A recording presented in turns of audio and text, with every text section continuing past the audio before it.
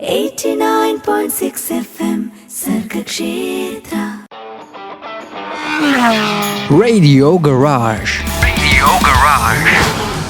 Radio ഗാരേജിന്റെ സമയം തുടങ്ങുവാണ്. വിനുവും കെവിനും ഉണ്ട്. 2 മണിക്കൂർ ഞങ്ങൾ 2 പേരും ഉണ്ട് കേട്ടോ.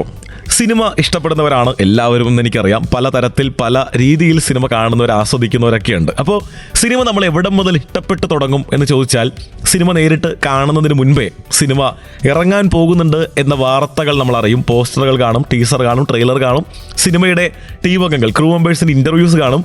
ഇതെല്ലാം കണ്ടതിന് ശേഷമായിരിക്കും ഒരു പക്ഷേ സിനിമ കാണാൻ പോകുന്നത്. 2 തരത്തിലാണ് നമ്മൾ വിലയിരുത്തുന്നത്. അതായത് സിനിമ നേരിട്ട് കാണുന്നതിന് മുൻപ് വരെ ഈ സിനിമ ഇങ്ങനെയൊക്കെ ആയിരിക്കും, ഈ സിനിമ അതിഗംഭീരമായിരിക്കും, അല്ലെങ്കിൽ ഈ സിനിമ ഇന്ന ഇടങ്ങളിലൂടെയൊക്കെ പോകുന്ന തരത്തിലായിരിക്കും. ഇത്തരം ചിന്തകൾ മനസ്സിലുണ്ടാകും. പക്ഷേ പടം നേരിട്ട് കണ്ടതിന് ശേഷം ഈ ചിന്തകളൊക്കെ മാറും. യഥാർത്ഥത്തിൽ എന്താണെന്ന്, യാഥാർത്ഥ്യം എന്താണെന്ന് നമ്മൾ മനസ്സിലാക്കുവാണല്ലോ. അതിൽ ചിലപ്പോൾ നമ്മൾ പ്രതീക്ഷിച്ചതിലും അപ്പുറമായിരിക്കും സിനിമ. ചിലപ്പോൾ നമ്മൾ പ്രതീക്ഷിച്ച അത്ര ഒന്നും ഉണ്ടാവില്ല സിനിമ. ഇത് സിനിമയുടെ കേസാണെങ്കിൽ ഗാരേജിന്റെ സമയത്തിൽ നമ്മൾ സംസാരിക്കുന്നത് മുഴുവൻ വാഹനങ്ങളെ പറ്റിയാണ്. വാഹനങ്ങളെ പറ്റി പറഞ്ഞുകൊണ്ടുള്ള 2 മണിക്കൂർ ഇവിടെ തുടങ്ങാം. ഓക്കെ, എന്താണ് ഇത് പറയാനുള്ള കാരണം എന്ന് പറഞ്ഞാൽ, വാഹനങ്ങളുടെ കാര്യം ഇതുപോലെ തന്നെയാണ്. ഒരു വാഹനം നിരത്തിലിറങ്ങുന്നു, ലോഞ്ച് ചെയ്യുന്നു എന്നുള്ള വാർത്ത നമ്മൾ ആദ്യം അറിയുന്നു. വാർത്ത അറിഞ്ഞതിന് ശേഷം അതിന്റെ പടങ്ങൾ വരാൻ വെയിറ്റ് ചെയ്യുന്നു. ഗൂഗിൾ ചിലപ്പോൾ അതിന്റെ പടങ്ങൾ നമുക്ക് കൊണ്ടുവന്ന് തരുന്നു. നമ്മളപ്പോൾ അതുമുതൽ സങ്കല്പിച്ച് തുടങ്ങണം. നമ്മളുടെ സങ്കല്പ ഗോപുരത്തിലേക്ക് അല്ലെങ്കിൽ സങ്കല്പ കൊട്ടാരത്തിലേക്ക് ഒരു വാഹനം കൂടി കയറി പറ്റുവാണ്. അപ്പോൾ മുതലുള്ള ആഗ്രഹങ്ങളാണ്, പ്രതീക്ഷകളാണ്. പക്ഷേ വണ്ടി നിരത്തിലിറങ്ങി നമ്മളൊന്ന് ഓടിച്ച് നോക്കിക്കഴിഞ്ഞാൽ പിന്നെ നമ്മൾ യാഥാർത്ഥ്യത്തിൻ്റെ ആ ഒരു തട്ടിലേക്ക് എത്തും. ഈ ആദ്യം വാർത്ത അറിഞ്ഞതിന് ശേഷം വാഹനത്തിൽ കയറി ഓടിക്കുന്നത് വരെയുള്ളൊരു ദൂരം ഉണ്ടല്ലോ, അത് ചിലപ്പോൾ ഒരു 6 മാസമൊക്കെ ആയിരിക്കും നമ്മളുടെ ഒരു നാട്ടിലെ ഒരു നാട്ടുനടപ്പ് വെച്ചുള്ളൊരവസ്ഥ. ഏറെക്കുറെ അങ്ങനെയല്ലേ? ഏറെക്കുറെ അങ്ങനെ തന്നെയാണ്. ഒരു വാഹനം ഇറങ്ങാൻ പോകുന്നുണ്ട് എന്ന വാർത്ത നമ്മൾ അറിഞ്ഞതിന് ശേഷം ആ വാഹനം നിരത്തിലിറങ്ങി നമ്മളുടെ കയ്യിൽ കിട്ടാൻ എടുക്കുന്ന ഒരു കാലയളവ്. ഇവിടെ നമ്മൾ ഇന്ന് സംസാരിക്കാൻ പോകുന്നത് മുഴുവനും ഒരു വാഹനം ഇറങ്ങാൻ പോകുന്നുണ്ടോ എന്നുള്ള വാർത്തകളൊക്കെ അറിഞ്ഞു. വാർത്തകൾക്ക് ശേഷം പടങ്ങൾ വന്നു, വീഡിയോ വന്നു. വാഹനം ഇതുപോലെ കെവിനെ പോലെയുള്ള ഓട്ടോമൊബൈൽ ജേർണലിസ്റ്റുമാർ പലയിടങ്ങളിൽ പോയി പലതരത്തിൽ പരിശോധന നടത്തി. അതിനെല്ലാം ശേഷം വാഹനം ലോഞ്ച് ചെയ്തു. ലോഞ്ച് ചെയ്ത വാഹനം എങ്ങനെയുണ്ട്, നിങ്ങളിത് മൊത്തത്തിലൊന്ന് ഓടിച്ചു നോക്കൂ, കുറച്ച് നാൾ നിങ്ങളുടെ കയ്യിൽ വെക്കൂ, ഇത് മൊത്തം ഏത് രീതിയിൽ മനുഷ്യർക്ക് പ്രയോജനപ്പെടുത്താൻ പറ്റുമെന്ന് പഠിച്ചിട്ട് പറയൂ എന്ന് പറഞ്ഞ് ഒരു കമ്പനി ഒരു വാഹനം കെവിനെ ഏൽപ്പിച്ചിട്ടുണ്ട്. അതിൻ്റെ കഥകളാണ് ഇന്ന് പറയാൻ പോകുന്നത് മുഴുവൻ. യെസ്, ഏതാണ് കമ്പനിയെന്നും ഏതാണ് വണ്ടിയെന്നും പറഞ്ഞാണ് നമ്മൾ പാട്ടിന് പോകാൻ പോകുന്നത്. ഒരു ക്ലൂ കൊടുക്കാം, ഹോണ്ടയാണ്. ഹോണ്ട എന്ന് പറയുമ്പോൾ എല്ലാവരുടെ മനസ്സിൽ ഒരുപാട് പ്രതീക്ഷ പലയിടങ്ങളിലും നിലനിർത്തുന്ന വണ്ടിയാണ്. ആ ഒരു പ്രതീക്ഷ നിലനിർത്തി മുന്നോട്ട് പോകാൻ എക്കാലവും പരിശ്രമിക്കുന്ന കമ്പനിയാണ്. കറക്റ്റാണ്. ഓക്കെ, അപ്പോൾ അങ്ങനെ ഹോണ്ട ഏത് വണ്ടിയാണ് കെവിന്റെ കയ്യിൽ ഏൽപ്പിച്ചിട്ടുള്ളതെന്ന് കണ്ടെത്താൻ വേണ്ടി, ആലോചിക്കാൻ വേണ്ടിയുള്ള പാട്ട് ദൂരം വരുന്നുണ്ട്. എന്ന് പറഞ്ഞാൽ 2 പാട്ട് വരുന്നുണ്ട്. കേട്ടുകൊണ്ട് തന്നെ ഇരുന്നുള്ളൂ. സർഗക്ഷേത്ര 89.6 FM റേഡിയോ ഗാരേജ് ആണ്. കെവിനും വിനും ഉണ്ട് കൂടെ. 89.6 FM Sargakshetra Radio Garage. Radio garage കേട്ടുകൊണ്ടിരിക്കുന്നു. കെവിന് വീനുകൊണ്ട് കൂടെ. നമ്മൾ ഹോണ്ട ഒരു വാഹനം കെവിനെ ഏൽപ്പിച്ചു എന്ന് പറഞ്ഞിടത്താണ് നിർത്തിയത്. അവിടെ തന്നെ തുടങ്ങുവാണ്. എന്താണ് കെവിൻ, എന്താണ് അവസ്ഥ? ഹോണ്ട കെവിന് എന്തിന് വാഹനം തന്നു, ഏത് വാഹനം തന്നു? വിനിച്ചേട്ട സൂചിപ്പിച്ചതുപോലെ തന്നെ ഒരു വാഹനം ലോഞ്ചായി കഴിഞ്ഞതിന് ശേഷം ലോങ് ടൈമിലേക്ക് യൂസ് ചെയ്യാൻ വേണ്ടിയിട്ട് നമുക്ക് ലഭിക്കാറുണ്ട്. അങ്ങനെ പല വാഹനങ്ങൾ നമ്മൾ യൂസ് ചെയ്തിട്ടുണ്ട്. അതിൽ റീസെൻ്റ്ലി നമ്മുടെ ഫ്ലീറ്റിലേക്ക് ജോയിൻ ചെയ്ത് അല്ലെങ്കിൽ നമ്മുടെ ഗ്യാരേജിലേക്ക് ആഡായിട്ടുള്ളൊരു വാഹനം ഹോണ്ട അമേസ് ആണ്. അമേസിൻ്റെ ടോപ്പ് ആൻഡ് മാനുവൽ വെർഷനാണ് യൂസ് ചെയ്തുകൊണ്ടിരുന്നത്. ഏകദേശം ഒരു 2 മാസത്തോളം നമ്മുടെ ഗ്യാരേജിലുണ്ട്. അപ്പോൾ 2 മാസം നമ്മൾ പല ടെറൈൻസിലും പല ടെസ്റ്റിൻ്റെ ഭാഗമായിട്ടും വാഹനം യൂസ് ചെയ്തിട്ട് അതിൻ്റെ ഒരു ഫീഡ്ബാക്ക് നമ്മൾ കമ്പനിക്ക് കൊടുക്കും. ആ ഒരു ഫീഡ്ബാക്കിൻ്റെ ബേസിലായിരിക്കും അടുത്ത അപ്ഡേറ്റ്സും അടുത്ത ജനറേഷൻ ചേഞ്ചിലും ഒക്കെ അവർ കൺസിഡർ ചെയ്യുന്നത്. അപ്പോൾ അമേസിന്റെ ഗുണങ്ങൾ അല്ലെങ്കിൽ അമേസിന്റെ പ്രശ്നങ്ങൾ കണ്ടെത്താൻ വേണ്ടി കെവിൻ്റെ കയ്യിലേക്ക് അമേസ് തന്നുവിട്ടിരിക്കുകയാണ്. അതെ, പ്രശ്നങ്ങൾ മാത്രമല്ല, ഗുണവും ദോഷവും, അതിലെന്താണ് ഇമ്പ്രൂവ് ചെയ്യേണ്ടത്, അതിലെന്തൊക്കെയാണ് ഇപ്പോൾ നിങ്ങൾക്ക് ഇഷ്ടപ്പെട്ട കാര്യങ്ങൾ, അതിലെന്തൊക്കെ വരുത്തിയാൽ മെച്ചപ്പെടുത്താം എന്നുള്ള പല ആംഗിൾ, പല ആസ്പെക്റ്റുകൾ പരിശോധിക്കാൻ വേണ്ടിയും ടെസ്റ്റ് ചെയ്യാൻ വേണ്ടിയിട്ടും തന്നിരിക്കുകയാണ്. അപ്പോൾ എന്തായാലും കോട്ടയത്തിൻ്റെ നിരത്തിലുള്ള ഒരു UP രജിസ്ട്രേഷൻ അമേസ് കണ്ടു കഴിഞ്ഞാൽ ഉറപ്പിക്കാം അത് കെവിനാണ്. അതെ. എങ്ങനെയുണ്ട് ഇപ്പോൾ 1 മാസത്തോളമായി അമേസ് കൈ കിട്ടിയിട്ട്? അമേസിനെ ഞങ്ങൾക്ക് അറിയേണ്ട 1-2 കാര്യങ്ങൾ എന്ന് പറഞ്ഞു കഴിഞ്ഞാൽ, അമേസ് ഇപ്പം കയ്യിൽ കിട്ടാനുള്ള കാരണത്തെ പറ്റി പറഞ്ഞു. അപ്പോൾ എങ്ങനെയാണ് എല്ലാ വാഹനങ്ങളും ഇതുപോലെ ഓട്ടോമൊബൈൽ ജേർണലിസ്റ്റുമാരുടെ കയ്യിലേക്ക് വാഹനം ലോഞ്ച് ചെയ്തതിന് ശേഷം കിട്ടാറുണ്ടോ, അല്ലെങ്കിൽ ചില കമ്പനികൾ മാത്രം ചെയ്യുന്നതാണോ? അങ്ങനെ കിട്ടിയാൽ അത് എത്ര നാളത്തേക്കാണ് കിട്ടാൻ സാധ്യത? അതിൻ്റെ ഒരു നടപടിക്രമങ്ങളൊക്കെ എന്തൊക്കെയാണ്? ഓട്ടോമൊബൈൽ ജേർണലിസ്റ്റുമാർ അല്ലെങ്കിൽ മീഡിയ പബ്ലിക്കേഷൻസിനെല്ലാം നമുക്ക് കിട്ടുന്ന ഒരു പ്രിവിലേജാണ് ഇങ്ങനെ ലോങ് ടൈമിലേക്ക് യൂസ് ചെയ്യുക എന്നുള്ളത്. അതെല്ലാം മാനുഫാക്ചേഴ്സും നമുക്ക് തരാറുണ്ട്. അത് ഓരോ മാനുഫാക്ചേഴ്സിന് ഓരോ ക്രൈറ്റീരിയസ് ആണ്. ഇനിയിപ്പോൾ പ്രീമിയം കാറ്റഗറി വാഹനങ്ങളിലേക്ക് പോകുന്ന സമയത്ത് നമുക്കൊരു 2 മാസമൊന്നും കിട്ടിക്കൊള്ളണമെന്നില്ല. ചിലപ്പോൾ നമുക്ക് മാക്സിമം ഒരു 1 മന്ത് ഒക്കെ ചിലപ്പോൾ കിട്ടാൻ സാധ്യതയുള്ളൂ.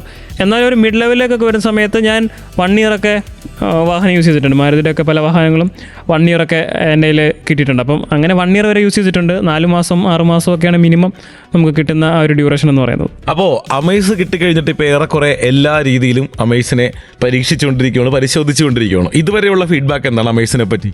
അതെ, അമേസിനെ കഠിന പരീക്ഷണങ്ങളിൽ കൂടെ കടത്തിവിട്ടുകൊണ്ടിരിക്കുകയാണ്. ആക്ച്വലി നല്ലൊരു വാഹനം തന്നെയാണ് അമേസ് എന്ന് പറയുന്നത്. ആ ഒരു സെഗ്മെൻറ്റ്, ഓരോ വാഹനത്തിനും ഓരോ സെഗ്മെൻ്റ് ഉണ്ട്. ആ ഒരു സെഗ്മെൻറ്റിലെ one of the leading car തന്നെയാണ് ഹോണ്ട അമേസ് എന്ന് പറയുന്നത്. ഓക്കെ, അപ്പോൾ അമേസ് വളരെ അമേസിംഗ് ആയിട്ട് അവതരിപ്പിച്ചിരിക്കുകയാണ്. അമേസ് നമ്മളെ സന്തോഷിപ്പിച്ചുകൊണ്ടിരിക്കുകയാണ്. അമേസിൻ്റെ എല്ലാ ഇടങ്ങളിലൂടെയും നമ്മൾ ഇന്ന് സഞ്ചരിക്കാൻ ഉദ്ദേശിച്ചിട്ടുണ്ട്. അതെ, തീർച്ചയായിട്ടും. ഗാരേജിൻ്റെ ഷട്ടറും എല്ലാം ഉയർത്തുന്നു. അമേസ് മാത്രമാണ് നമ്മുടെ കയ്യിലുള്ളത്. അമേസിനെ വളരെ സന്തോഷത്തോടെ നമ്മൾ ഗാരേജിന്റെ മുന്നിൽ നിരത്തിൽ കൊണ്ടുവന്ന് നിരത്തിയിരിക്കുകയാണ്. അപ്പോൾ ഗംഭീരമായ അമേസ് കഥകളാണ് ഇനി റേഡിയോയിൽ വരാൻ പോകുന്നത്. കേട്ടുകൊണ്ടിരുന്നോളൂ. ഇത് Sargakshetra 89.6 FM. 89.6 FM Sargakshetra. Radio Garage. Radio ഗാരേജിൽ നമ്മൾ അമേസിന്റെ കഥകളാണ് കേൾക്കുന്നതെന്ന് പറഞ്ഞു. ഇന്ന് അവതരിപ്പിച്ചിട്ടുള്ള വണ്ടി അമേസ് ആണ്. നമ്മളെ ഗാരേജ് തുടങ്ങിയിട്ട് എന്തായാലും 2 മാസം കഴിയുമ്പോൾ ഒരു വാഹനത്തെ ഇത്രത്തോളം അല്ലെങ്കിൽ ഇത്രയധികമായിട്ട് ഉപയോഗിച്ചതിന്റെ റിവ്യൂ അല്ലെങ്കിൽ അതിന്റെ ഉപയോഗ കാരണങ്ങളെല്ലാം പറഞ്ഞുകൊണ്ടിരിക്കുന്ന ആദ്യത്തെ സെഗ്മെന്റാണിത്. ആദ്യത്തെ സെഗ്മെന്റ് എന്ന നിലയ്ക്ക് അമേസ് നമ്മൾ അവതരിപ്പിച്ചിരിക്കുകയാണ്. അതെ, സത്യം പറഞ്ഞാൽ നമ്മൾ ഈ ഗാരേജ് തുടങ്ങുന്ന സമയത്ത് നമ്മുടെ അമേസ് ഉണ്ട്. അപ്പം ആ ഒരു ഡ്യൂറേഷൻ കംപ്ലീറ്റ് ആയതിനു ശേഷം കംപ്ലീറ്റ്ലി ഒരു ഫീഡ്ബാക്ക് അല്ലെങ്കിൽ ഒരു വ്യൂ ഒപ്പീനിയൻ കൊടുക്കാം എന്നുള്ള ഒരു ധാരണയിലാണ് നമ്മൾ 2 മാസത്തോളം ഡിലേ ഈ ഒരു എപ്പിസോഡിന് വരുത്തിയത്. ഓക്കെ, അപ്പോൾ ഇനി എൻ്റെ പൊതുവായിട്ടുള്ളൊരു സംശയം, നേരത്തെ പറഞ്ഞല്ലോ UP രജിസ്ട്രേഷൻ അമേസ് കോട്ടയത്തൂടെ പോകുന്നുണ്ടെങ്കിൽ അതൊരു വൈറ്റ് കളർ ആണെങ്കിൽ അതിൻ്റെ ഉള്ളിൽ നമ്മളുടെ സ്വന്തം കെവിൻ ഉണ്ടാവുമെന്ന് നേരത്തെ പറഞ്ഞത് വീണ്ടും ചോദിക്കുവാണേ, അല്ലെങ്കിൽ അതിനെ പറ്റിയുള്ള സംശയം ചോദിക്കുവാണേ. അതായത് അപ്പോൾ എന്താണ് ഈ UP രജിസ്ട്രേഷന് കാരണം? ഇവിടെ ഒരുപാട് നമ്മുടെ നാട്ടിൽ വണ്ടികൾ കിട്ടാത്തത് കൊണ്ടാണോ, അല്ലെങ്കിൽ എന്താണ് അതിൻ്റെ സാഹചര്യം?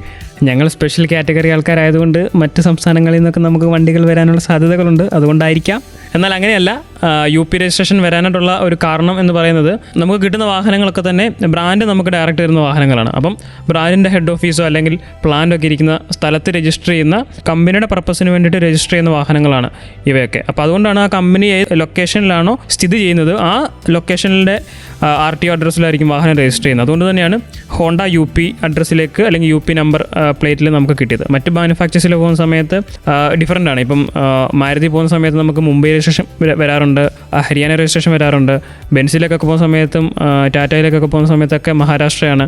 ഹ്യുണ്ടായിലേക്ക് പോകുന്ന സമയത്ത് തമിഴ്നാട് വരാറുണ്ട്. ടൊയോട്ടയിലേക്ക് പോകുന്ന സമയത്ത് കർണാടക രജിസ്ട്രേഷനാണ്. അങ്ങനെ ഓരോ ബ്രാൻഡിൻ്റെയും പ്ലാന്റും അവരുടെ ഹെഡ് ഓഫീസും അതുമായി ബന്ധപ്പെട്ട ഓഫീസുകളൊക്കെ മറ്റു പല സംസ്ഥാനങ്ങളിലും മറ്റു പല സ്ഥലങ്ങളിലും ആയതുകൊണ്ടാണ് ഇങ്ങനെയുള്ള ഒരു രജിസ്ട്രേഷനിലേക്ക് വാഹനങ്ങൾ മാറുന്നത്. ഓക്കെ, അപ്പോൾ UP രജിസ്ട്രേഷൻ വണ്ടി കയ്യിൽ കിട്ടിയിട്ട് ഏറെക്കുറെ വണ്ടി തിരിച്ചു കൊടുക്കാനുള്ള സമയമായിക്കൊണ്ടിരിക്കുന്ന ഒരു നേരമാണ്. എങ്ങനെയാണ് ഇപ്പോൾ വണ്ടി ഇപ്പോൾ ഇത്രയും കാലം ഉപയോഗിച്ചത് കൊണ്ട് ഏതൊക്കെ രീതിയിലാണ് ഈ വണ്ടി അമേസ് എന്തുകൊണ്ട് ഒരാൾ എടുക്കണം? അമേസ് എടുക്കാനായിട്ട് നിരവധി കാരണങ്ങളുണ്ട്. ആ നിരവധി കാരണങ്ങൾ ഇപ്പോൾ നമ്മളൊരു പേപ്പർ എടുത്തിട്ട് ഒരു ലിസ്റ്റ് എഴുതുകയാണെങ്കിൽ അതിൽ ഒരു 8 കാരണങ്ങളിൽ അല്ലെങ്കിൽ 6 കാരണങ്ങൾക്ക് മുകളിൽ അമേസ് വരികയാണെങ്കിൽ തീർച്ചയായിട്ടും ആ ഒരു വ്യക്തിക്ക് അമേസിലേക്ക് പോകാനായിട്ടുള്ള സാധ്യത അല്ലെങ്കിൽ അമേസിലേക്ക് പോകാനായിട്ടുള്ള തീരുമാനം വളരെ യോജിക്കുന്ന ഒരു തീരുമാനം കൂടിയാണ്. ഓക്കെ, അങ്ങനെ ചോദിച്ചു കഴിഞ്ഞാൽ വേറെ ഏത് വാഹനങ്ങളോടാണ് അമേസ് കോമ്പീറ്റ് ചെയ്തുകൊണ്ടിരിക്കുന്നത്?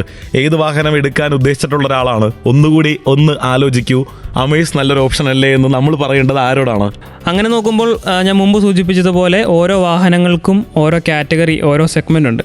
അമേസ് വരുന്നത് സബ് 4 മീറ്റർ കോമ്പാക്ട് സെഡാൻ സെഗ്മെൻറ്റിലാണ്. 4000 മില്ലിമീറ്ററിൽ താഴെയുള്ള വാഹനങ്ങളുടെ ശ്രേണിയിൽപ്പെടുന്ന കാറ്റഗറിയാണ് സബ് 4 മീറ്റർ സെഗ്മെൻറ്റ്. അതിൽ സെഡാൻ, അതിൽ ഹാച്ച് ബാക്ക് ഉണ്ട്, SUVs ഉണ്ട്, MUVs ഉണ്ട്, അങ്ങനെയുള്ള പല കാറ്റഗറി വാഹനങ്ങളുണ്ട്. അതിൽ ഒരു കാറ്റഗറിയാണ് സെഡാൻ. ആ ഒരു സെഡാനിൽ അല്ലെങ്കിൽ സബ് 4 മീറ്റർ കോമ്പാക്ട് സെഡാനിൽ ഉൾപ്പെടുന്ന ഒരു വാഹനമാണ്. ഇതിൻ്റെ കോമ്പറ്റീറ്റേഴ്സ് നോക്കുന്ന സമയത്ത് മാരുതി ഡിസയർ വരുന്നുണ്ട്, ഹ്യുണ്ടായി ഓറ വരുന്നുണ്ട്, ടാറ്റ ടിഗോർ വരുന്നുണ്ട്. എന്നാൽ ഇതിലെ മെയിൻ 4 കോമ്പറ്റീറ്റേഴ്സ് എടുക്കുകയാണെങ്കിൽ അതിൽ മെയിൻ 2 പ്ലേയേഴ്സ് എന്ന് പറയുന്നത് ഡിസയറും അമേസുമാണ്. ടിഗോർ കാര്യമായിട്ടുള്ള വിൽപ്പന ഒന്നും തന്നെ നമുക്ക് കാണാനായിട്ട് സാധിക്കുന്നില്ല. ഓറയും അങ്ങനെയുള്ള കാര്യമായിട്ടുള്ള ഒരു വിൽപ്പന അല്ലെങ്കിൽ അധികം ഒന്നും നമുക്ക് കാണാനായിട്ട് സാധിക്കുന്നില്ല. ഈ ഓറയൊക്കെ കുറച്ചുകൂടെ നിങ്ങൾക്ക് കാണണമെങ്കിൽ എറണാകുളം സൈഡിലേക്ക് പോയി കഴിഞ്ഞാൽ ഊബർ ഓടുന്ന സമയത്ത് സെഡാനൊക്കെ നോക്കുകയാണെങ്കിൽ ഓറയൊക്കെ ഒരു പക്ഷേ നിങ്ങൾക്ക് ലഭിക്കാനായിട്ട്. പുലിവാൽ കല്യാണം കോട്ട് ചെയ്ത് പറഞ്ഞാൽ പൊടി പോലും ഇല്ലല്ലോ ബാക്കി വെക്കാന്ന് പറയുന്നത് പോലെയാണ്. ഓറയൊക്കെ നമ്മൾ ഒരു ദിവസം അല്ലെങ്കിൽ ഒരാഴ്ചയിൽ എത്ര എണ്ണം കണ്ടിട്ടുണ്ടെന്ന് ചോദിച്ചു കഴിഞ്ഞാൽ കുറവാണ്. ഓറയൊക്കെ തീർന്നു. അപ്പോൾ നമ്മൾ അമേസിന്റെ കഥകളിലൂടെയാണ് കേട്ടോ സഞ്ചരിച്ചുകൊണ്ടിരിക്കുന്നത്. റേഡിയോയിൽ പാട്ട് വരുന്നുണ്ട്. ഇത് Sargakshetra 89.6 FM. 89.6 FM Sargakshetra. Radio Garage. Radio garage കേട്ടുകൊണ്ടിരിക്കുന്നു. കൂടെ വിനുവും കെവിനും ഉണ്ട്. നമ്മൾ സംസാരിച്ചുകൊണ്ടിരിക്കുന്നത് മുഴുവൻ ഹോണ്ട അമേസിനെ പറ്റിയാണ് കേട്ടോ. അപ്പോൾ തുടക്കം മുതലേ നമ്മൾ പറഞ്ഞു 4 പ്രധാന ബ്രാൻഡുകളുമായിട്ടാണ് മത്സരിക്കുന്നത്. അതിൽ ഹോണ്ടയുണ്ട്, മാരുതിയുണ്ട്, ടാറ്റയുണ്ട്, ഹ്യുണ്ടായുണ്ട്. അപ്പോൾ അതിൽ നമ്മൾ 2 ബ്രാൻഡുകളെ മാറ്റി നിർത്തുവാണ്. പ്രധാന മത്സരം ആര് തമ്മിലാണെന്ന് നോക്കാൻ. ഇപ്പോൾ വള്ളംകളി എടുത്ത് നോക്കിയാലും 4 ട്രാക്കിൽ വള്ളങ്ങൾ മത്സരിക്കുന്നുണ്ടെങ്കിൽ ഏതാണ്ട് പാതി ദൂരം പിന്നിടുമ്പോൾ പിന്നെ മുന്നിൽ നിൽക്കുന്നത് 2 പേരാണെങ്കിൽ പിന്നെ നാട്ടുകാർ മുഴുവൻ ആ 2 പേരെ പറ്റി ചർച്ച ചെയ്യുള്ളൂ. അതുകൊണ്ട് നമ്മളിപ്പോൾ 2 പേരെ പിന്നിൽ നിൽക്കുന്ന 2 പേരെ മാറ്റി നിർത്തിയിട്ട് ഡിസൈറിനെ പറ്റിയും അതുപോലെ അമേസിനെ പറ്റിയും മാത്രം ചർച്ച ചെയ്യാൻ ഈ ഒരു സെഗ്മെന്റ് ഉപയോഗപ്പെടുത്താം. ഓക്കെ, അപ്പോൾ എന്തുകൊണ്ട് ഡിസൈർ എടുക്കാൻ ആലോചിച്ചുകൊണ്ടിരിക്കുന്ന ഒരാൾക്ക് അമേസിനെ പറ്റി ഒന്ന് ആലോചിച്ചു കൂടെ എന്ന് നമ്മൾ ചോദിക്കണം. അല്ലെങ്കിൽ ഇത് രണ്ടും തമ്മിലുള്ള പ്രധാന സാമ്യ വ്യത്യാസങ്ങൾ എന്തൊക്കെയാണ്? 2 വാഹനങ്ങളും സെയിം കാറ്റഗറിയിൽ പെടുന്ന വാഹനങ്ങളാണ്. സോ വാഹനത്തിന്റെ ലെങ്ത്, ഹൈറ്റ്, വിഡ്ത്തൊക്കെ നോക്കുന്ന സമയത്ത്, വീൽ ബേസ് നോക്കുന്ന സമയത്തൊക്കെ ഏകദേശം സിമിലാരിറ്റി സെയിം തന്നെയാണ്. കാര്യം ഗവൺമെൻറ് നിശ്ചയിച്ചിരിക്കുന്ന ഒരു റൂളിലാണ് 2 വാഹനങ്ങളും മേക്ക് ചെയ്തിരിക്കുന്നത്. അപ്പോൾ പ്രൈസ് നോക്കുന്ന സമയത്തും ഏറെക്കുറെ സാമ്യപ്പെടുന്ന ഒരു പ്രൈസ് തന്നെയാണ്. പക്ഷേ അമേസിനാണ് കുറച്ചുകൂടി ഒരു പ്രീമിയം പ്രൈസിങ് ഹോണ്ട കൊടുത്തിരിക്കുന്നത്. അതിൻ്റെ തക്കതായിട്ടുള്ള ഫീച്ചേഴ്സും മറ്റുള്ള കാര്യങ്ങളൊക്കെ കൊടുക്കുന്നതുകൊണ്ടാണ് ആ ഒരു വാഹനത്തിന് അത്ര വില വരുന്നത്. സോ വില ഭാഗം നമുക്ക് കൂടുതൽ ഡിസ്കസ് ചെയ്യാനുണ്ട്. കാര്യം 2 വാഹനങ്ങളുടെ ഓട്ടോമാറ്റിക്, മാനുവൽ, CNG പതിപ്പുകളുണ്ട്. ഈ വേരിയൻസിനൊക്കെ തന്നെ ഡിഫറൻറ്റ് പ്രൈസിംഗ് ആണ് വരുന്നത്. സോ പ്രൈസിനെ പറ്റി സംസാരിക്കുമ്പോൾ ആധികാരികമായിട്ട് തന്നെ അതിനെപ്പറ്റി ഡിസ്കസ് ചെയ്യാനായിട്ടുള്ള കാര്യങ്ങളുണ്ട്. സോ കംഫർട്ട് വൈസ് ഒക്കെ നോക്കുന്ന സമയത്തും ചെറിയ വ്യത്യാസങ്ങളുണ്ട്, ഫീച്ചേഴ്സിലുള്ള വ്യത്യാസങ്ങളുണ്ട്, സർവീസ് നെറ്റ്വർക്കിൻ്റെ കാര്യങ്ങൾ, ഇങ്ങനെയുള്ള നിരവധി ഫാക്ടേഴ്സ് നോക്കുന്ന സമയത്ത് 2 വാഹനത്തിന് 2 തരം പ്രത്യേകതകളും ഗുണങ്ങളും ദോഷങ്ങളുമുള്ള വാഹനങ്ങൾ തന്നെയാണ്. ഓക്കെ, അപ്പോൾ എന്തായാലും ശാസ്ത്രീയമായി ഓരോ ഭാഗങ്ങളിലൂടെ തന്നെ സഞ്ചരിക്കണം. ഒത്തിരി കാര്യങ്ങൾ അറിയാനും പറയാനൊക്കെ ഉണ്ട്. അതെ, നിരവധി കാര്യങ്ങൾ ഡിസ്കസ് ചെയ്യാനുള്ള ഒരു സമയം കൂടിയാണിത്. ഓക്കെ, അപ്പോൾ റേഡിയോയിൽ പാട്ട് വരുന്നുണ്ട്. പാട്ടിന് ശേഷമാണ് ഡിസൈറും അതോടൊപ്പം തന്നെ അമേസും തമ്മിലുള്ള വളരെ ഗംഭീരമായിട്ടുള്ള കമ്പാരിസൺ നടക്കാൻ പോകുന്നത്. അതെ, ഒരുപാട് ഡിസൈർ ഇഷ്ടപ്പെടുന്നവരും അല്ലെങ്കിൽ സ്വിഫ്റ്റ് സ്വന്തമായിട്ടുള്ളവരും ഡിസൈർ എടുക്കാൻ പോകുന്നവരും ഈ കാറ്റഗറിയിൽ ഏത് വണ്ടി എടുക്കണമെന്ന് ആലോചിച്ചുകൊണ്ടിരിക്കുന്നവരും ഈ പാട്ട് കഴിഞ്ഞ് ഇവിടെ തന്നെ ഉണ്ടാകും, ഉറപ്പാണ്. അങ്ങനെ ആവണം. പാട്ട് വരുന്നുണ്ട്. ഇത് Sargakshetra 89.6 FM. 89.6 FM Sargakshetra. Radio Garage.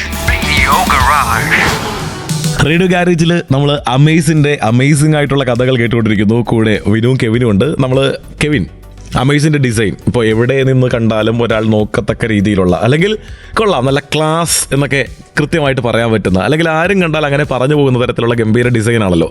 എന്താണ് ഡിസൈൻ സൈഡിലുള്ള പ്രത്യേകത? എന്താണ് വണ്ടി പുറമേ നിന്ന് കാണുമ്പോൾ പുറം കാഴ്ചയിലുള്ള ഒരാളുടെ ഇംപ്രഷൻ എങ്ങോട്ടേക്കാണ് ചെല്ലാൻ പോകുന്നത്?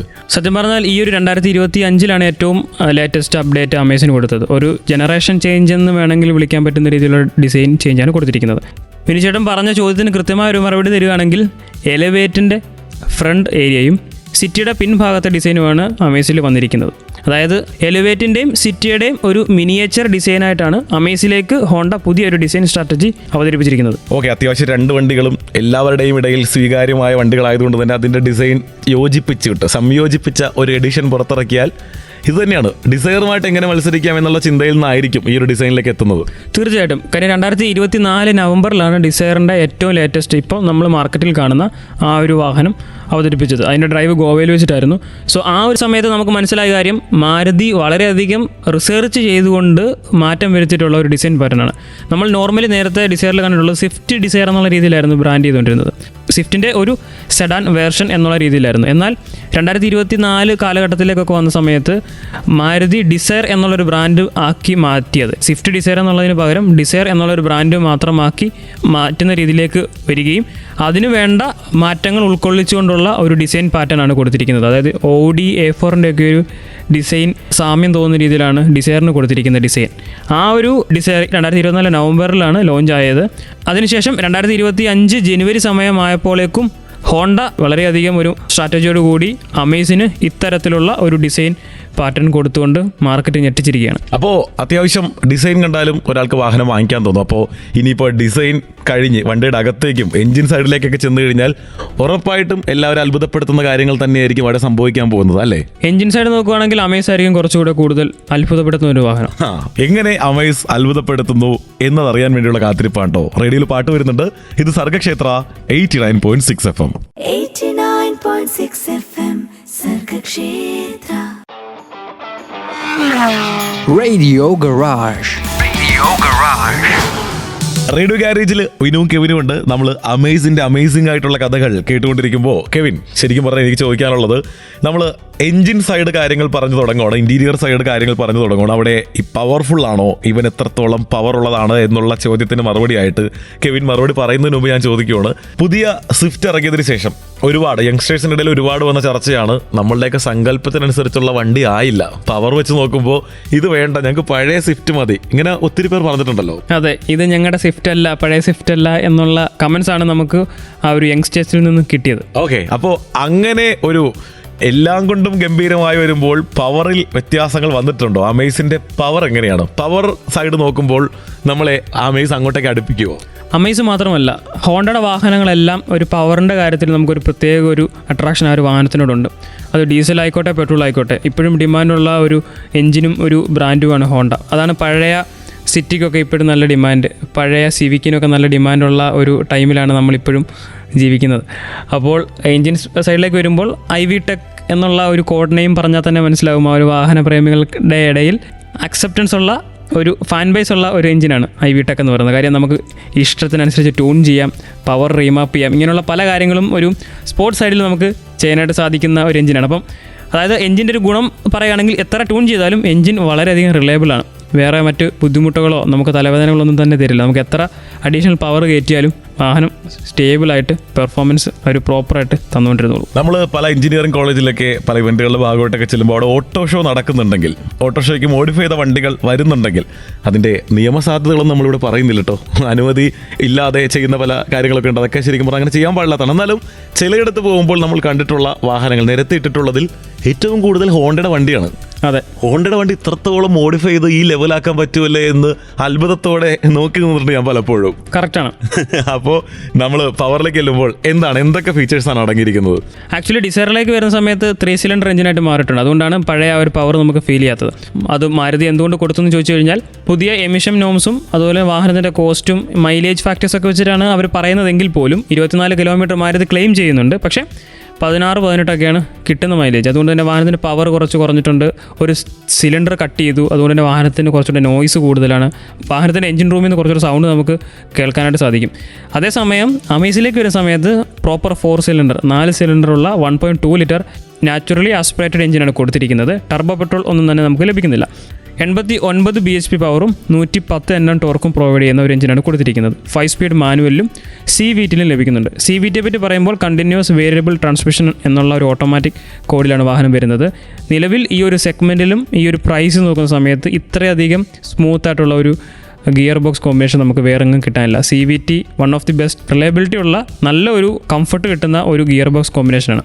കോമ്പറ്റീറ്ററായിട്ടുള്ള മാരുതിയിലേക്ക് പോകുന്ന സമയത്ത് AMT ആണ് കിട്ടുന്നത്. അപ്പോൾ AMT കമ്പയർ ചെയ്യുന്ന സമയത്ത് ഫാർ ബെറ്റർ ആയിട്ടുള്ള ഒരു ഓട്ടോമാറ്റിക് ട്രാൻസ്മിഷനാണ് CVT എന്ന് പറയുന്നത്. ഓക്കെ, അപ്പോൾ നമ്മൾ വാഹനത്തിൻ്റെ പവർ പറഞ്ഞു കഴിഞ്ഞാൽ പിന്നെ ഉറപ്പായിട്ടും ശരാശരി ഒരു മനുഷ്യൻ ചോദിക്കാൻ സാധ്യതയുള്ളൊരു ചോദ്യം ഞാൻ തന്നെ ചോദിക്കുവാണ്, എന്ത് കിട്ടും?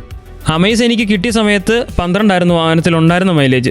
സോ അതിൽ ഞാൻ എൻ്റെ ഒരു ഡ്രൈവിംഗ് പാറ്റേൺ മാറുന്നതനുസരിച്ച് എനിക്കൊരു 16-17 വരെയൊക്കെ കിട്ടി. സോ ഒരു ഈസിലി ഒരു 18 ഒക്കെ നമുക്ക് ക്ലോക്ക് ചെയ്യാൻ പറ്റുന്ന ഒരു മൈലേജ് ഫിഗേഴ്സ് വാഹനത്തിലുണ്ട്. അതിനുള്ള നമ്മുടെ ഒരു ഡ്രൈവിംഗ് പാറ്റേൺ അമേസ് ഓടിക്കുന്ന സമയത്ത് മാറും. ബിക്കോസ് അത്രയധികം റിഫൈൻഡ് ആണ് വാഹനം. ആ വാഹനത്തിൻ്റെ ക്യാരക്ടർ നമുക്ക് മനസ്സിലായി കഴിഞ്ഞാൽ ആ ഒരു വാഹനം ആ ഒരു സ്മൂത്തായിട്ട് ഓടിക്കാനുള്ള ഒരു സ്വഭാവത്തിലേക്ക് നമ്മൾ ഓട്ടോമാറ്റിക്കലി വരും. അങ്ങനെ വരുന്ന സമയത്ത് ഒരു 18 മൈലേജൊക്കെ നമുക്ക് ലഭിക്കാനായിട്ടുള്ള സാധ്യതകൾ വളരെയധികം കൂടുതലാണ്.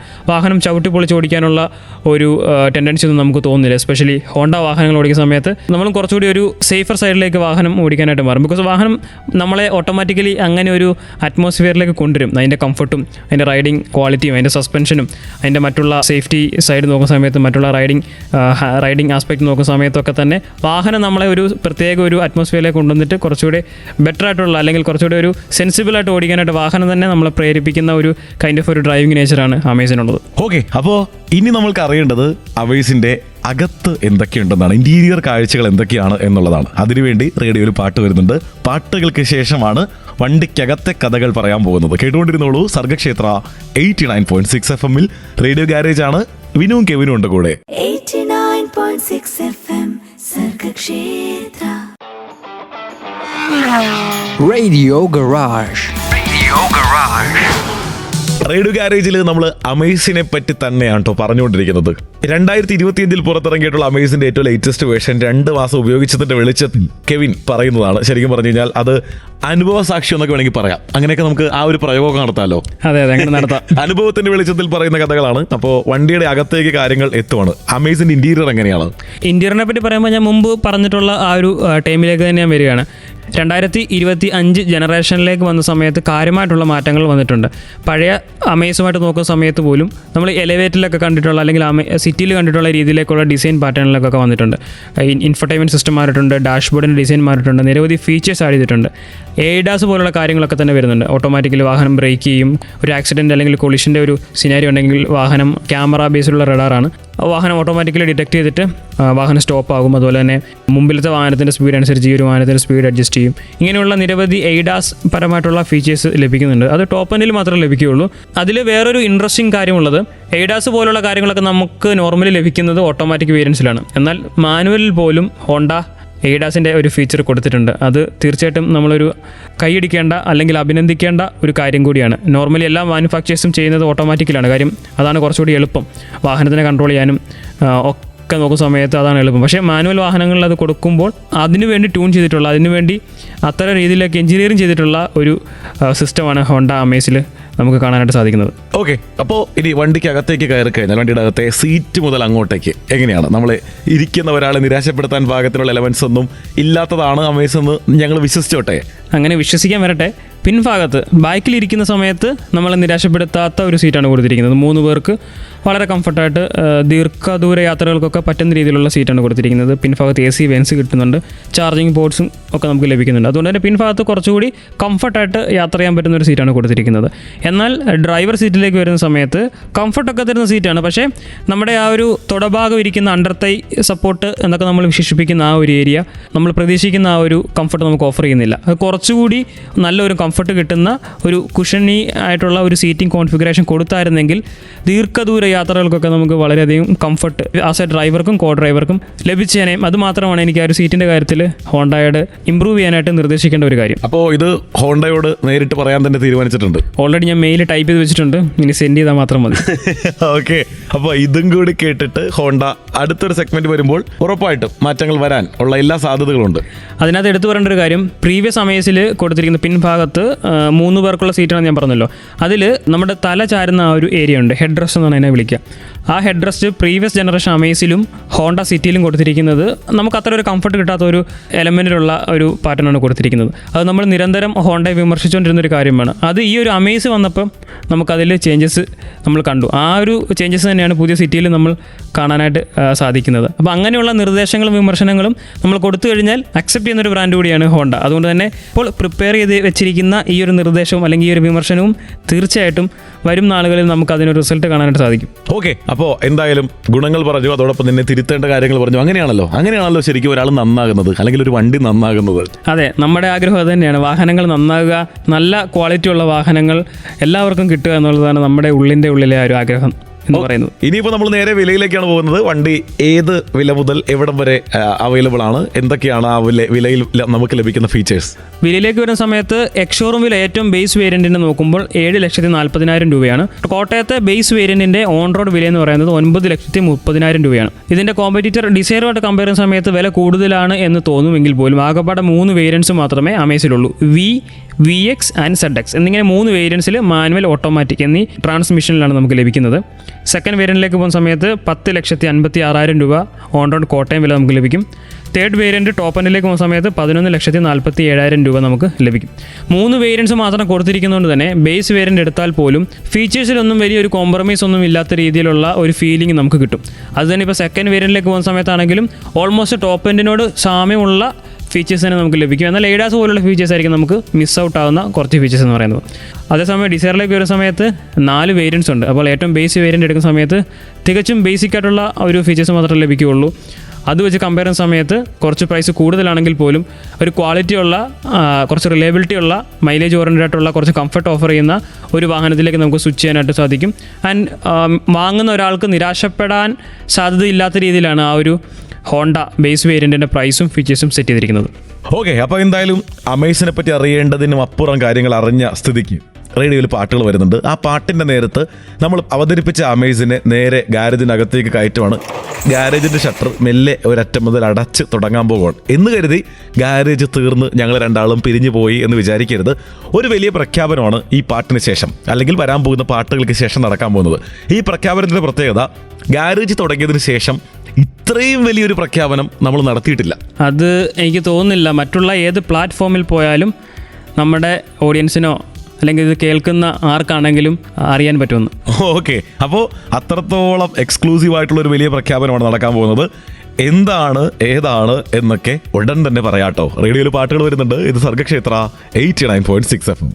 89.6 FM Sargakshetra. Radio Garage. Radio ഗാരേജിന്റെ സമയം തീരാൻ പോകുന്നതിന് മുൻപ് വലിയൊരു പ്രഖ്യാപനം നടത്താൻ പോകുന്നു എന്ന് പറഞ്ഞിട്ടാണ് ഞങ്ങൾ പാട്ടിന്റെ ഒരു ബ്രേക്ക് കൊടുത്തത്. അപ്പോൾ ബ്രേക്ക് കഴിഞ്ഞ് വളരെ സന്തോഷത്തിൽ രണ്ടുപേരും എത്തിയിട്ടുണ്ട്. ഒരാളുടെ പേര് വിനു എന്നാണ്, ഒരാളുടെ പേര് കെവിൻ. ഓക്കെ, ഇത് പറയുമ്പോൾ കെവിന്റെ മുഖത്തുള്ള ആ ഒരു തിളക്കം ഞാനും ഇങ്ങനെ ശ്രദ്ധിക്കുമായിരുന്നു കേട്ടോ. നമ്മൾ ഈ വിറ്റാരയുടെ ലോഞ്ചിനെ പറ്റി കുറച്ച് നാളുകളായി പറഞ്ഞു തുടങ്ങിയിട്ട്, അതായത് ലോഞ്ച് ചെയ്യാൻ പോകുന്നു എന്നത് വരെയാണ് പറഞ്ഞെത്തിയത്. അതിന്റെ കൃത്യമായിട്ടുള്ള നിർദ്ദേശങ്ങളും കാര്യങ്ങളൊന്നും കിട്ടിയിട്ടുണ്ടായിരുന്നില്ല. കെവിൻ ഇൻവിറ്റേഷൻ ഒഫീഷ്യലി വന്നിട്ടുണ്ടായിരുന്നില്ല. അപ്പോൾ അത്രത്തോളം കാര്യങ്ങൾ അറിഞ്ഞിരുന്ന ആ ഒരു അവസ്ഥയിൽ നിന്ന് ചിത്രം ഏറെക്കുറെ വ്യക്തമായി തുടങ്ങിയിട്ടുണ്ട്. അത് അറിഞ്ഞപ്പോഴാണ് അതിൻ്റെ എത്രത്തോളം എക്സൈറ്റഡ് ആണ് കാര്യങ്ങൾ എന്നുള്ളത് മനസ്സിലാക്കാൻ പറ്റിയത്. അതെ അതെ ഓക്കെ, കെവിൻ തന്നെയാണ് അത് പറയാൻ പോകുന്നത്. നമ്മളുടെ ഗാരേജ് തുടങ്ങിയതിന് ശേഷം ഇതുവരെ നടന്ന ലോഞ്ച് പരിപാടികളും അല്ലെങ്കിൽ ഡ്രൈവ് പരിപാടികളൊക്കെ വെച്ച് നോക്കുമ്പോൾ വളരെയധികം വ്യത്യസ്തമാണ്, വളരെയധികം ത്രില്ലിംഗ് ആണ്, അല്ലെങ്കിൽ അത്ഭുതപ്പെടുത്തുന്നതാണ്. ഇതിൻ്റെയൊക്കെ അപ്പുറം എന്തെങ്കിലും ഉണ്ടെങ്കിൽ അതുകൂടിയാണ് സംഭവിക്കാൻ പോകുന്നത്. സംഭവിക്കാൻ പോകുന്ന ഡേറ്റ് എന്ന് പറഞ്ഞു കഴിഞ്ഞാൽ വരും നാളുകളിൽ തന്നെയാണ്. എന്ന് പറഞ്ഞാൽ 2-3 ദിവസത്തിനപ്പുറം സംഭവിക്കാൻ പോകുന്ന കാര്യങ്ങളാണ് കേട്ടോ. എന്താണ് കഥ എന്ന് പറഞ്ഞേ. കുറച്ചുകൂടെ വ്യക്തമായി പറയുകയാണെങ്കിൽ, അമേസിൻ്റെ എപ്പിസോഡിന് ശേഷം നമ്മൾ നേരെ പോകുന്നത് ഈ വിറ്റാര ഓടിക്കാനാണ്. അത് നോർമലി ഓടിക്കുന്ന രീതിയിലല്ല. ആ വാഹനത്തിൻ്റെ ലോഞ്ചും പ്രൈസ് അനൗൺസ്മെൻറ്റും വരുന്നത് ഡിസംബർ 3rd വീക്കിലേക്കാണ്. എന്നാൽ അതിനു മുന്നേ 3 ദിവസം 1000 കിലോമീറ്ററിന് മേളിൽ വാഹനം നമ്മൾ ഓടിക്കാൻ പോവുകയാണ്. നേരെ കെവിൻ രാജസ്ഥാനിലേക്കാണ് പോകുന്നത്. അപ്പോൾ ഒരു ചോദ്യമുണ്ട്, അതെന്താ കെവിൻ തനിച്ചാണോ പോകുന്നത്? എന്താ അതിനൊരു ഉത്തരം പറഞ്ഞേ? 2 പേരായിട്ട് പോകണം എന്നായിരുന്നു എൻ്റെ ആഗ്രഹം. പക്ഷേ ചില സാഹചര്യങ്ങളുടെ സമ്മർദ്ദം മൂലം എനിക്ക് ഒറ്റയ്ക്ക് പോകേണ്ടി വന്നു. ഓക്കെ, അങ്ങനെയല്ല, കെവിൻ ഒറ്റയ്ക്ക് പോകണമല്ലോ. എല്ലായിടത്തും ഞാൻ വരുമെന്ന് വിചാരിച്ചിരുന്നിട്ട് കാര്യമില്ലല്ലോ. ഇനിയിപ്പോൾ അങ്ങനെ പറയാമല്ലോ അല്ലേ? ഇനിയിപ്പോൾ അങ്ങനെ പറഞ്ഞാൽ മതി. അതായത് ഞങ്ങൾ രണ്ടുപേരുടെയും ചില ഡേറ്റുകളിൽ വന്ന കൂട്ടിയിടി കാരണം ഈ വിറ്റാര ഓടിക്കാൻ വേണ്ടി കെവിനാണ് പോണത്. എനിക്ക് തോന്നുന്നു 2025 വന്ന നഷ്ടങ്ങളുടെ പട്ടികയിൽ ഞാൻ എന്നും ഓർക്കുന്ന വലിയൊരു തീരാനഷ്ടമായിരിക്കും എനിക്ക് ഈ ഇവന്റിന് പങ്കെടുക്കാൻ പറ്റാതെ വരുന്നത്. കണ്ണുനീര് തുടച്ചിട്ട് പറ. അതെ, അതിപ്പോൾ എൻ്റെ കൂടി കാരണം കൊണ്ടാണ് എന്നുള്ളത് കൊണ്ട് ഞാനിങ്ങനെ അതൊക്കെ ഓർത്ത് സമാധാനിക്കുന്നുണ്ട്. പക്ഷേ ഇത് പരിപാടി എന്ന് പറഞ്ഞു കഴിഞ്ഞാൽ നേരെ രാജസ്ഥാനിലേക്ക് കെവിൻ ചെല്ലുന്നു. അവിടുന്ന് 2 ദിവസത്തെ ഡ്രൈവാണ്. 2 ദിവസം കൊണ്ട് 1000 കിലോമീറ്റർ ഓടിക്കുന്ന ഒരു റാലി പോലത്തെ പരിപാടിയാണ്. അതായത് പല സംസ്ഥാനങ്ങളിലും തിരഞ്ഞെടുക്കപ്പെട്ടിട്ടുള്ള ഇതുപോലത്തെ ഓട്ടോമൊബൈൽ ജേർണലിസ്റ്റുമാരും അല്ലെങ്കിൽ വാഹനങ്ങളെപ്പറ്റി റിസർച്ച് നടത്തുന്നവരുമായിട്ടുള്ള മനുഷ്യർ വരിയായിട്ട് ഈ വിറ്റാര ഓടിച്ച് 1000 കിലോമീറ്റർ എന്ന ആ ഒരു വലിയ ടാസ്ക് കംപ്ലീറ്റ് ചെയ്യുന്നു. അതെ, ഡൽഹിയിൽ നിന്ന് മുംബൈയിലേക്കുള്ള ഡ്രൈവാണ്. അതിൽ നമ്മുടെ ലെഗ് വരുന്നത്, അല്ലെങ്കിൽ നമ്മുടെ ഡ്രൈവ് വരുന്നത് ഉദയ്പൂരിൽ നിന്നും മുംബൈയിലേക്കുള്ള ഒരു ഡ്രൈവാണ് നമ്മുടെ ഒരു സ്ലോട്ട് വരുന്നത്. സോ അപ്പോൾ ഡൽഹിയിൽ നിന്ന് തുടങ്ങി രാജസ്ഥാൻ വരെയുള്ള ഒരു ടൈമിൽ ബാക്കിയുള്ള ജേർണലിസ്റ്റുമാർ ഓടിക്കും. അതിനുശേഷം വണ്ടി നമുക്ക് ഹാൻഡ് ഓവർ ചെയ്യും. പിന്നെ നമ്മളായിരിക്കും മുംബൈ വരെ വാഹനം ഓടിക്കുന്നത്. ഈ പറഞ്ഞ കാര്യങ്ങൾ പ്രത്യേകത, സംഭവിക്കാൻ പോകുന്ന കാര്യങ്ങൾ പ്രത്യേകത നമ്മൾ ഇതിന് മുൻപും പറഞ്ഞിട്ടുള്ളതുപോലെ, സിയാറയുടെ ലോഞ്ചിന് പോയപ്പോഴും പറഞ്ഞിട്ടുള്ളതുപോലെ, കേരളത്തിൽ വേറൊരു റേഡിയോയിലും ഇത് അവൈലബിൾ അല്ല. അതായത് ഈ വിറ്റാര ഓടിക്കാൻ പോകുന്ന റേഡിയോ ടീം അംഗങ്ങളും അല്ലെങ്കിൽ ഓടിച്ചു കഴിഞ്ഞ് വരുന്ന റേഡിയോ ടീം അംഗങ്ങളും കേരളത്തിൽ നമ്മൾ മാത്രമേ ഉള്ളൂ. അതെ ആ ഒരു സന്തോഷത്തിലാണ് ഇപ്പോൾ കോട്ടയത്തിന്റെ വിവിധ ഭാഗങ്ങളിൽ നിന്ന് കേട്ടുകൊണ്ടിരിക്കുന്ന എല്ലാവരും. ഈ വിറ്റാരയെ പ്രതീക്ഷയോടെ കാത്തിരിക്കുന്നുണ്ടെങ്കിൽ എല്ലാവരുടെയും കൈകളിലേക്ക് വണ്ടി എത്താൻ കുറച്ചുകൂടി നാൾ കാത്തിരിക്കണം. പക്ഷേ അതിന് മുന്നോടിയായിട്ട് ഈ വിറ്റാര എങ്ങനെയുണ്ട് എന്ന് കേരളത്തിൽ ഇന്ത്യയുടെ മികച്ച വീതികളിലൂടെ ഓടിച്ചതിന്റെ വെളിച്ചത്തിലുള്ള കഥകളുമായിട്ടായിരിക്കും നമ്മൾ ഇനി കണ്ടുകൂട്ടാൻ പോകുന്നത്. അതെ അപ്പൊ അതിനുവേണ്ടിയുള്ള കാത്തിരിപ്പാണ്. വളരെ എക്സൈറ്റിംഗ് ആയിട്ടുള്ള, അല്ലെങ്കിൽ രാജസ്ഥാനിലെ കലക്കൻ വഴികളിലൂടെ തിരിക്കുന്ന യാത്ര, മുംബൈയിലേക്ക് എത്തുമ്പോൾ ഉണ്ടാകുന്ന ഒരു സന്തോഷവും അതിന്റെ പടങ്ങളും വീഡിയോസും ഒപ്പം റേഡിയോയിലേക്കുള്ള കഥകളുമായിട്ട്, ഒരു കുന്ന് കഥകളുമായിട്ടാണ് കെവിൻ തിരിച്ചു വരാൻ പോകുന്നത്. ഒരു 1.5 ഇലക്ട്രിക് കഥകളുണ്ടാവും. അത് മാരുതി കുടുംബത്തിലേക്ക് ആദ്യമായിട്ട് എത്തുന്ന ഇലക്ട്രിക് വാഹനം എന്ന നിലയ്ക്ക് ഇത്രത്തോളം സംഭവബഹുലമായിരിക്കണം കാര്യങ്ങൾ. കാരണം ഇത് മാരുതിയാണ്. നമ്മൾ ഓട്ടം പഠിച്ചതും കൂടുതൽ ഓടിച്ചതും കൂടുതൽ കാണുന്നതും ഇതെല്ലാം മാരുതിയാണല്ലോ. അതെ ഇത് ഒരു വിപ്ലവം സൃഷ്ടിക്കാനുള്ള ഒരു വാഹനമാണ്. അല്ലെ പിന്നെ ഇങ്ങനെയുള്ള ഒരു ഹെർക്കൂലിയൻ ടാസ്ക് ഒന്നും ബ്രാൻഡ്സ് ഒന്നും നമുക്ക് തരാറില്ല. സോ ഇതിപ്പോൾ ലോഞ്ച് ആകുന്നതിന് മുന്നേ തന്നെ നമ്മുടെ അടുത്ത് പറഞ്ഞിരിക്കുകയാണ്, നിങ്ങൾ ഓടിച്ചോളൂ, 1000 കിലോമീറ്ററോ 2000 കിലോമീറ്ററോ എത്രയെന്ന് വെച്ചാൽ നിങ്ങൾ ഓടിച്ചോളൂ, ഒരു പ്രശ്നമില്ല ഞങ്ങൾക്ക്. എന്നുള്ള ഒരു ധൈര്യത്തിലാണ് നമ്മളെ ഇൻവൈറ്റ് ചെയ്തിരിക്കുന്നത്. ഓക്കെ, അപ്പോൾ ആ ഒരു സന്തോഷത്തിന്റെ പീക്കിൽ അല്ലെങ്കിൽ പരകോടിയിൽ കൊണ്ടുപോയി നമ്മൾ ഗാരേജ് അവസാനിപ്പിക്കുകയാണ്. ഇത് ശരിക്കും അവസാനമല്ല, ഈ വിറ്റാര ഓടിക്കാൻ പോകുന്നതിന്റെ തുടക്കമാണ്, അങ്ങനെ പറയാലോ. അതെ, ഇത്രയും നേരം ഗാരേജുമായിട്ട് കൂടെ ഉണ്ടായിരുന്നത് വിനുവും കെവിനുമാണ്. വാഹനങ്ങൾ ഓടിക്കുന്ന സമയത്ത് വളരെ ഉത്തരവാദിത്വത്തോടും സുരക്ഷയോടും കൂടി വാഹനങ്ങൾ ഓടിക്കുക. 2 വീലേഴ്സ് ഓടിക്കുന്ന സമയത്ത് ഹെൽമറ്റും 4 വീലേഴ്സ് ഓടിക്കുന്ന സമയത്ത് സീറ്റ് ബെൽറ്റും ധരിച്ചുകൊണ്ട് ഉത്തരവാദിത്വത്തോടും വളരെയധികം സുരക്ഷയോടും കൂടി മാത്രം വാഹനങ്ങൾ ഓടിക്കുക. കേട്ടുകൊണ്ട് തന്നെ ഇരുന്നോളൂ. ഇത് സർഗക്ഷേത്ര 89.6 FM, കാതോരം കരുതലായി കാലത്തിനൊപ്പം.